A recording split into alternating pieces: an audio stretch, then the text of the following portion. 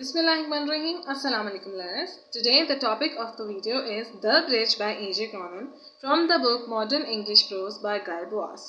We are starting today the fiction section, which is also my favorite section in this book, and the first topic is The Bridge. So we will first start with the introduction of the writer. But before that, please subscribe my channel for more informative videos. So, A.J. Cronin was a retired doctor who started writing after his retirement and embarked on the journey of literature with his novels bringing him fame due to his hard work. उनकी novels उन्होंने काफ़ी लिखी हैं जिसकी वजह से उनको fame हासिल हुई. This passage has been taken from his novel Hatter's Castle, which is a vivid and powerful description of the blowing down of a bridge on River Tay in a winter storm. यानी कि winter storm में, तूफान में जो है एक bridge की तबाही और उसका टूटना इसमें डिस्क्राइब किया गया है, जो कि रिवर टे पे ब्रिज मौजूद था उसके बारे में ये है. The passage and the scene has been described very beautifully. It is very terribly attractive. यानी कि इसके अंदर जो वोकैबुलरी उन्होंने यूज़ की है, जिस तरीके से उसको डिस्क्राइब किया गया है, it is attractive but nevertheless it is a terrible incident. We will start the summary of the chapter now. The passage starts with the departure of train. यानी कि ट्रेन निकल पड़ी है अपने रास्ते पर. The train started moving. Dennis जो है इसके अंदर मेन कैरेक्टर है of the novel as well as the passage we are reading. उसमें जो है डेनिस के साथ यह हादसा पेश आएगा जिसको आज हम डिस्क्राइब करेंगे. डेनिस उस ट्रेन में सवार था. वो चल पड़ी अपने रास्ते में. वो अपनी ट्रेन की खिड़की से क्या दिखता है कि एक शेफर्ड वहाँ मौजूद है जो कि प्लेटफॉर्म पे गिर गया है और अनफॉर्चुनेटली उसने अपनी ट्रेन मिस कर दी है. जो डेनिस को एक अम्यूजिंग थिंग भी लगती है या फ़नी भी एक इंसिडेंट लगता है कि वो गिर गया शेफर्ड और अब वो अपनी ट्रेन मिस कर चुका है, जिसकी वजह से वो जो है अपनी शादी पे वो टाइम पे नहीं पहुँच पाएगा.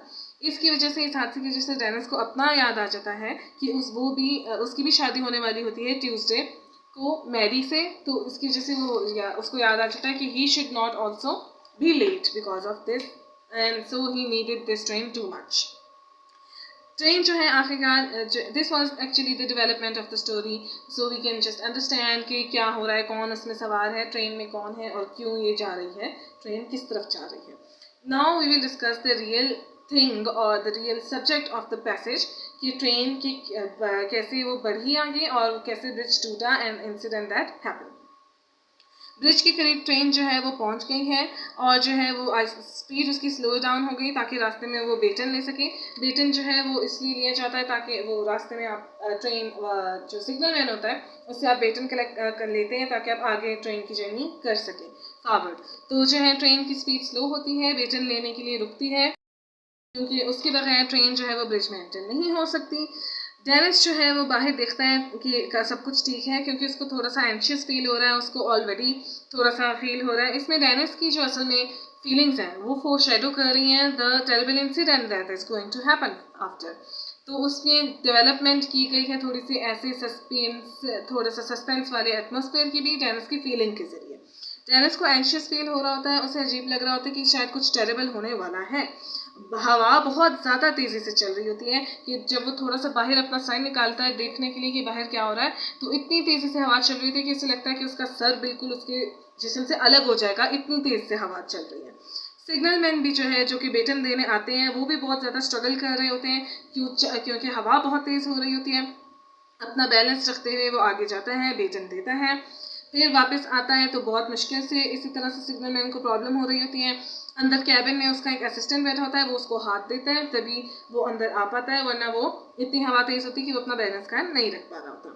जब डेनिस इस तरह से ट्रेन आगे चलना शुरू होती है और डेनिस उस कैबिन के पास से गुजरता है तो वो सिग्नल मैन की चेहरे देखता है जो कि बहुत ज़्यादा टेरिफाइड हुए होते हैं, जिसकी वजह से डेनिस को और भी ज़्यादा खदशा होने लगता है कि जैसे कुछ वाकई में बुरा होने वाला है. This is also the technique of foreshadowing. फिर जो है आखिरकार ट्रेन जो है वो एंटर कर गई है स्टील ब्रिज के अंदर. वो सॉलिड स्टील का राइटर ने यहाँ लिखा है but still it's going to fall down.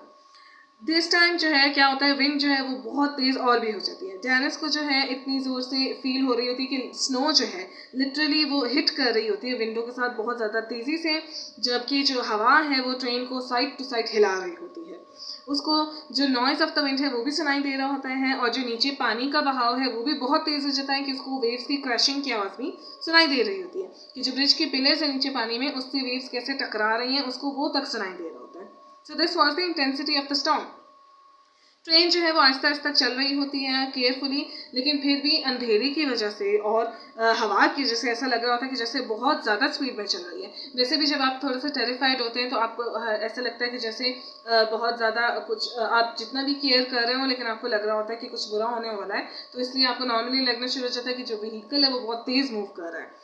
Dennis जो है वो अपने कंपार्टमेंट में, जो डेनिस का कंपार्टमेंट था उसमें सिर्फ डेनिस ही एक पैसेंजर था, he was alone in it. अपने घबराहट उसको फील और भी ज़्यादा इस वजह से हो रही थी। उसको इस घबराहट में क्या फील हुआ कि जैसे कि जो ट्रेन के व्हील्स हैं वो भी कुछ कह रहे हैं, उसको सुनाई दे रहा था। Because he was very terrified, he was anxious और पैनिक में थोड़ा सा था, इसलिए उसको आवाज़ें आ रही थी, उसको फील हो रहा था कि जैसे कि जो ट्रेन इतनी स्पीड से चल रही है उसके व्हील्स भी चीख रहे हैं कि God help us. Then roar of the wind was too much. Wheels पे जो है नॉइज़ फील हो रहा था, रेल्स की आवाज़ उसे आ रही थी, वो बहुत ज़्यादा डरने लग पड़ा, उसको और यकीन हो गया कि कुछ बुरा होने वाला है। अचानक से उसको एक इतना वो घबरा जाता है कि उसे एक विजन आता है, उसके जहन में ख्याल आता है कि एक इमेजिनेशन सी आती है कि जो उसकी वाइफ टू बी मैरी है उसको जो है उसको एक विजन में नज़र आती है वो, और वो किसी साए से या किसी इनविजिबल चीज़ से छुप रही है, पीछे जा रही है और हेल्प के लिए चीख रही है, और वो एक श्राउड के अंदर कवर है, यानी कि उसने कफन पहना है और उसके हाथ और पैर खून से भरे हुए हैं, और जो है उस एक सिली तरीके से वो हंस रही है, और उसने अपना एक वीक और फ्रेल बच्चा हाथ में उठाया हुआ है और वो बहुत ज़्यादा बच्चे के लिए परेशान है। ये जो है एक काइंड ऑफ फोरशेडोइंग अगेन, यहाँ पे आप कह सकते हैं कि it is somehow going to be true later in the chapter.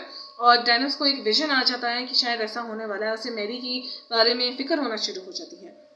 वो जो है घबरा जाता है, इस तरह से वो जंप करके अपने फीट पे खड़ा हो जाता है, और वो वाकई में जो है अब चाहता था कि मैं भाग कर मैरी के पास चला जाऊं, उसको हेल्प करूं जाकर, पर somehow he was feeling confined कि वो अपने इस कंपार्टमेंट में फंस चुका है, वो इस ट्रेन से नहीं निकल सकता। He wanted to get out of it no matter what.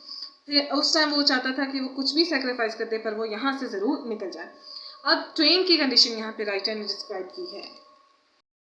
Train जो है एक सरपेंट की तरह, डार्क रेड सांप की तरह, वो जो है तेजी से मूव कर रही थी, इस तरह से टर्न कर रही थी ब्रिज के अंदर से। ऐसा लग रहा था कि वो आउट ऑफ कंट्रोल हो रही है और इतनी स्पीड से जा रही है कि वो कंट्रोल नहीं की जा सकती। उसने अभी तकरीबन माइल ही ब्रिज में से पास हुए होंगी कि ऐसा लग रहा था कि जैसे ये बहुत ज़्यादा लंबा रास्ता तय कर चुकी हैं और बहुत आगे चढ़ चुकी हैं। मिडल स्पैन में जब ब्रिज के पहुंच गए तो विंडस्टॉर्म और भी ज़्यादा तेज़ हो गया, अपनी स्पीड मैक्सिमम पे पहुंच गया, और ट्रेन को विंड बहुत ज़्यादा अटैक करना शुरू हो गई फुल फोर्स के साथ। ऐसा लग रहा था कि जैसे हवा वाकई में इस ट्रेन को गिराने में, तोड़ने में तुली हुई है। The wheels too seem to shout even more loudly, और व्हील्स भी और ज़्यादा शाउट करना शुरू हो गए। Just then the force of the wind reach its epic, बहुत ज़्यादा तेज़ हो गई फोर्स, और पूरी ट्रेन जो है वो अब मिडिल स्पैन ऑफ ब्रिज में मौजूद हो चुकी थी, which is also the weak span. जो है सडनली ब्रिज जो है इट गेव अवे, टूट गया ब्रिज। फिर यहाँ पे राइटर ने डिटेल में बताया है कि किस तरह से वो टूटा। जो स्टील गेटर्स थे वो इस तरह से टूटना शुरू हो गए जैसे छोटी सी ब्रांचेज हो, छोटी छोटी। सीमेंट भी इस तरह क्रम्बल होना शुरू हो गया जैसे कि सैंड हो, और आयरन पिलर्स जो है वो भी टूटना शुरू हो गए, जो कि विंड की ताकत के आगे वो भी हार गए। ग्लास और जो वुड था वो भी टूटना शुरू हो गया, और वो टूट कर डेनिस को लग गया। डेनिस जो है वो इंजर्ड हो गया, बहुत चोटें आई उसको जो है बाकी जो पैसेंजर दूसरे कंपार्टमेंट्स में बैठे थे उनकी भी आवाज़ें आना शुरू हो गई, वो भी चीखों पुकार करना शुरू हो गए। और जो है डेनिस ने भी चीखना शुरू कर दिया, उसने भी हेल्प मांगी, लेकिन जो है अब जो है उसको किसी भी को भी उसकी आवाज़ नहीं जा रही थी। Nothing could be done now. Train जो है अब बिल्कुल ब्रिज टूट चुका था और ट्रेन नीचे पानी में जा रही थी और वो डूब रही थी। डेनिस की म्यूटिलेटेड बॉडी, यानी कि उसने जो है उसकी टूटी फूटी बॉडी जो कि उसको इंजरी हो चुकी थी, वो ट्रेन के साथ जैसे ही पानी में टकराई नीचे, उसी टाइम वहाँ पे लेवनफोर्ड में मैरी ने अपने चाइल्ड को बर्थ दी। This was the chapter the bridge by A J. Cronin, जिसमें मेन फोकस किस पे किया गया है, the breaking down of the bridge and the condition of the train because of that. इसके अंदर हम लोग क्रिटिकल एप्रिसिएशन पढ़ेंगे। क्या इसके अंदर ब्यूटीफुल टेक्निक्स यूज़ की हैं राइटर ने। पहले तो ये कि जो पावरफुल राइटिंग स्टाइल है एजे क्रॉलन का, इसमें हमें नजर आता पैसेज में जो है इंसान जो है वो बहुत ज़्यादा on the edge of the seat रहता है कि जो है जो कुछ भी होने वाला है, जो इमेंस पावर स्टॉर्म की तरह दिखाई गई है, उसकी स्पीड जो दिखाई गई है, ऑथर ने जिस तरह से बताया गया है कि इनएस्केपेबल ट्रेजेडी होने वाली है जिसको इंसान हटा नहीं सकता, उससे बच नहीं सकता। स्टॉर्म जो है वो अपने एपेक्स पे है और जो है वो जिस तरह से ट्रेन आगे जा रही है उसी तरह से स्टॉर्म तेज हो रहा है। फिर जो वेव्स की आवाज़ है नीचे, जो नॉइज़ ऑफ द गेल है, ट्रेन की जो है रेजिस्टेंट एडवांस है, ये सब कुछ जो है वो बताते हैं कि पावरफुल कितना था स्टॉर्म।